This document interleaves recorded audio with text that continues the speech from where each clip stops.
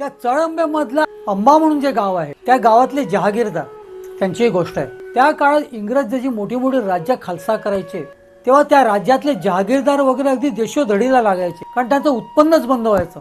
तसाच काहीसा प्रकार या अंब्या गावातल्या जहागीरदाराचा झाला. त्यांची बायको जी होती तिने सीताराम महाराजांचं दर्शन घेतलेलं.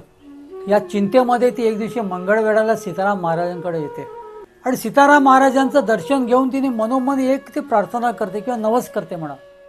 आता तुम्हाला मी जे सांगणार आहे तो प्रत्यक्ष गोंदवल्यातला प्रसंग आहे. काही वेळाने सीताराम महाराजांचं तिथे आगमन झालं. सीताराम महाराज गोंदवलेकर महाराजांच्या मठात आले. त्रिवेणीबाई हे सगळं पाहत होत्या. तो सीताराम महाराजांनी त्यांना जवळ बोलवलं. चल वरण भात टाक बरं, आज तर एकादशी, मग एकादशीच्या दिवशी वरण भात कसं खावा. श्री स्वामी समर्थ महाराजांवर असेच माहितीपूर्ण व्हिडिओज पाहण्याकरिता हा चॅनल आताच सबस्क्राईब करा.